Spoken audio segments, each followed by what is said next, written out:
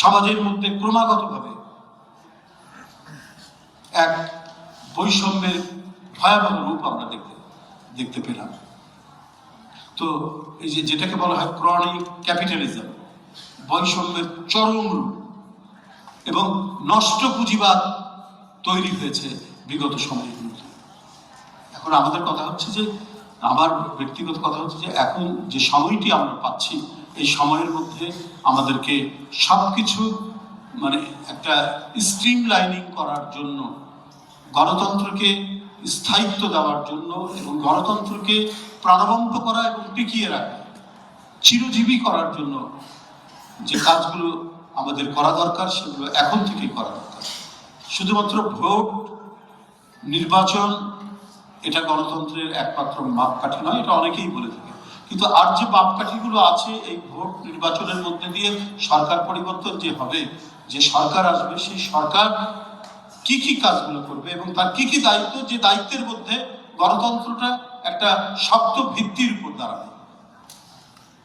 সেই শক্ত ভিত্তির উপর দাঁড়ানোর জন্য আমাদেরকে যে বিষয়গুলোকে গুরুত্ব দেওয়া দরকার, সেই বিষয়গুলোকে অবশ্যই গুরুত্ব দিয়ে সেটার চর্চা দিতে হবে। অবশ্যই আমি আগেও বলেছি যে বিচার বিভাগ স্বাধীন হতে হবে এবং প্রশাসন, আমাকে যদি কি বলে যে প্রশাসনে অবশ্যই নিরপেক্ষ ব্যক্তিকে সেখানে রাখতে, কিন্তু নিরপেক্ষ ব্যক্তি যাচাই করার উপায় কি? তার মেধা। একটা কম্পিটিটিভ পরীক্ষার মধ্যে দিয়ে আমরা ব্রিটিশের অনেক কিছুই সমালোচনা করি, কিন্তু কিছু কিছু তো বিষয় ছিল যেগুলোকে আজও অবধারিত হিসেবে রাখতে হবে, কিন্তু ওটাকে ওখান থেকে ডেটোরেট করে গেছে।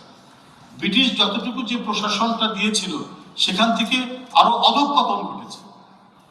একেবারে দলীয় চেতনার দ্বারা আমরা দেখতে পাই, কি বলে যে ওই ডিসিটা আমাদের লোক কিনা, ওই বিভাগীয় কমিশনার কোন রাজনৈতিক দল, এই করতে গিয়ে কিন্তু বিভাজনটা চরম পর্যায়ে চলে যাবে এবং এটা আলটিমেটলি গণতন্ত্রের অধঃপতন হবে এবং রাষ্ট্রের অধঃপতন হবে।